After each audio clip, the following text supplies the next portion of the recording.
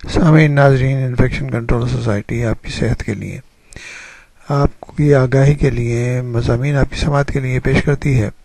کچھ مضامین آپ کے روزمرہ کے معمولات کے اندر جو چینجز آتی ہیں اور لوگوں کے مسائل ہوتے ہیں ان کے بارے میں بھی پیش کیے جاتے ہیں۔ نیند میں بولنے کی عادت۔ بہت سے لوگ نیند کی حالت میں اچانک بولنا شروع کر دیتے ہیں۔ ان کی یہ باتیں بعض اوقات چند الفاظ پر مشتمل ہوتی ہیں، کئی جملے بھی ادا ہو جاتے ہیں، لیکن اکثر یہ بڑبڑاہٹ ناقابل فہم ہوتی ہے۔ اسی طرح دیکھا جائے تو نیند میں بولنے کی عادت بعض لوگوں کے لیے خوفزدہ کر دینے والی ہوتی ہے۔ کچھ اس سے لطف اٹھاتے ہیں۔ اس کا انحصار اس بات پر ہے کہ خوابیدہ شخص کے منہ سے کیا الفاظ نکل رہے ہیں، یا اس کے ساتھ سونے والا اس عادت سے کتنی اذیت محسوس کر رہا ہے۔ نیند میں بات کرنے کی عادت کو طبی اصطلاح میں سومنیولوکی کہتے ہیں۔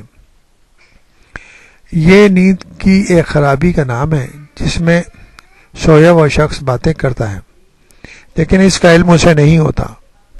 نیند کی حالت میں کی جانے والی بات پیچیدہ قسم کی گفتگو ہوتی ہے جو زیادہ تر سمجھ میں نہیں آتی۔ یہ خود کلامی، بے معنی گفتگو اور خرافات پر مشتمل ہوتی ہے۔ نیند میں بات کرنے کی وجہ۔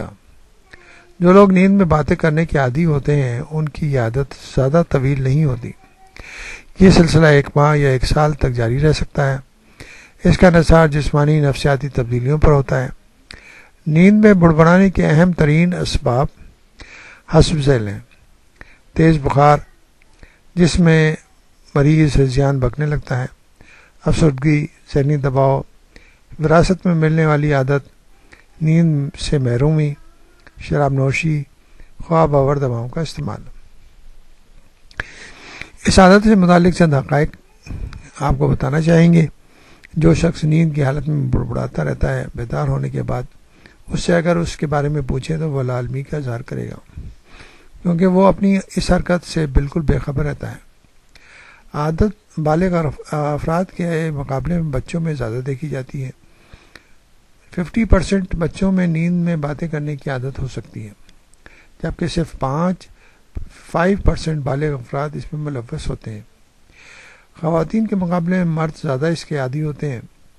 نیند میں بات کرنے کا لہجہ اور زبان اس طرح کی ہوتی ہے جیسی بیداری کی حالت میں ہوتی ہے۔ بات چیت اکثر ناقابل فہم ہوتی ہے یا مریض کے تجربات اور تعلقات سے متعلق ہوتی ہے۔ اس عادت کے ساتھ دیگر مسائل۔ نیند میں بات کرنے والوں کے ساتھ دیگر مسائل بھی ہو سکتے ہیں۔ مثلا نیند کی حالت میں وہ کسی چیز سے خوفزدہ ہو گئے ہوں، انہیں نیند میں چلنے کی بھی عادت ہو سکتی ہے۔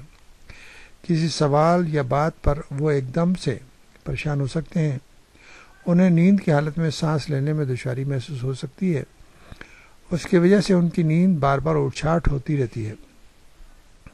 ان کے ساتھ دیگر نفسیاتی مسائل بھی ہو سکتے ہیں اور رات کو دورے اٹھ سکتے ہیں۔ مریض جس وجہ سے اس عادت میں مبتلا ہیں، اگر ان کا تدارک یا علاج ہو جائے تو یہ عادت بھی ختم ہو سکتی ہے۔ کوئی اہم قدم اٹھانے سے پہلے معالج سے مشورہ ضروری ہے۔ اگر مریض کو کسی صدمے سے دوچار ہے تو اسے نفسیاتی مدد کی ضرورت ہے۔ اگر اس کی وجہ شراب نوشی یا مسکن دواؤں کا استعمال ہے تو انہیں ترک کرنے کی کوشش کی جائے۔ بہتر یہ ہوگا جو بھی مسائل ہیں اپنے فیملی ڈاکٹر سے مشورہ کریں تاکہ وہ بہتر طریقے سے آپ کو اس کے بارے میں بتا سکیں۔